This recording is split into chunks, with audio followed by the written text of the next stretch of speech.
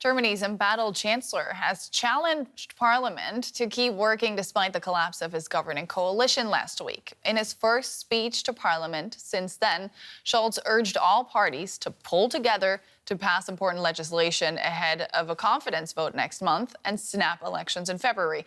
But the session soon deteriorated into a heated blame game. Campaigning in Germany's 2025 election has begun. That, at least, is the impression you could get from today's sometimes fiery and acrimonious session in the Bundestag.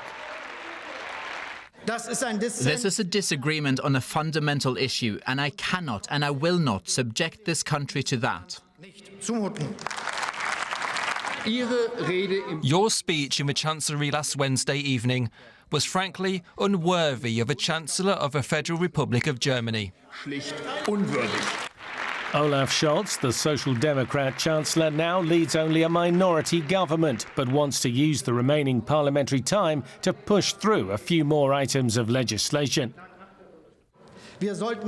We should use the time we have now to pass those very important laws which cannot be delayed. They are necessary for our citizens. I think this is what we must demonstrate to the country. But CDU leader Friedrich Merz, who has his eyes on the top job after the election slated for late February, was already firing back.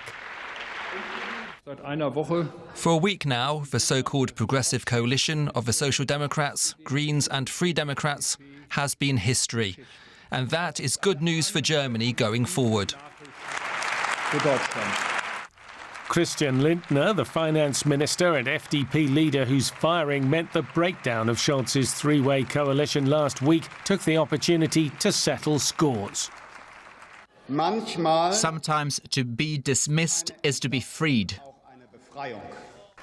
The far-right populists of the AfD were also in campaign mode, attacking the mainstream parties, which have said they will not work with them whatever happens at the ballot box. This government is coming to an end with just as little thought and dignity as it has acted for 3 years. Even as they leave, they show neither insight nor responsibility.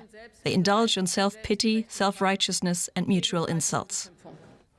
Olaf Scholz reminded the Democratic parties that after the election campaign, some of them would have to come together to form a new coalition government. For now, though, all sides seem eager for the electoral fight. For more, I'm joined now by our political correspondent, Julia Saudelli. Julia, what a day at the German parliament. Looks like the campaign is in full swing, isn't it?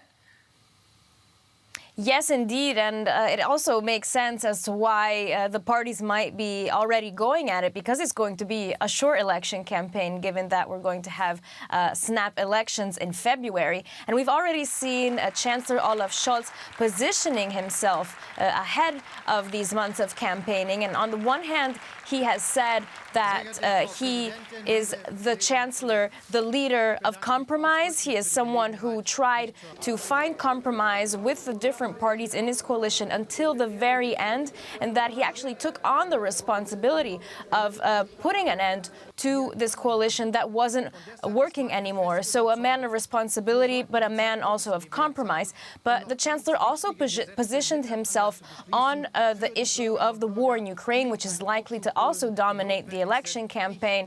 He said that also thanks to his government, Germany is the first supporter of Ukraine in Europe, but he also did say that he believes that it is also thanks to his leadership that there was the possibility to avoid an escalation so far of the conflict further and an expansion of the conflict within Europe. So Scholz showing that he is the man in charge and that he has governed well. On the other hand, we saw the leader of the opposition, of the conservative opposition, Friedrich Merz, personally attacking the Chancellor, saying that his speech that declared the end of his government was unworthy of a Chancellor. We heard Merz also attacking Scholz and saying that he was playing tactical games that wanted to favor his party with trying to delay the snap election.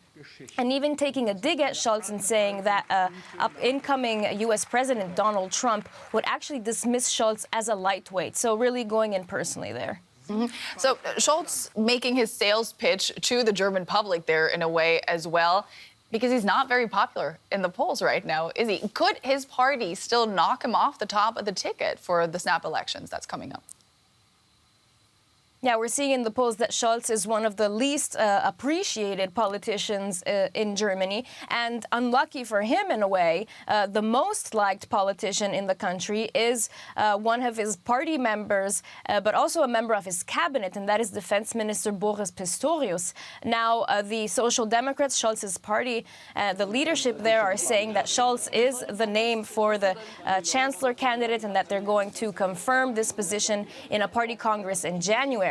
But there are rumors coming out of the party that some people in the party are considering actually switching to Boris Pistorius as a candidate, also given how popular he is in the country and how much that might benefit the Social Democrats and the polls. But we're likely to see a change like that if it does occur later this year or possibly more likely at the beginning of next year.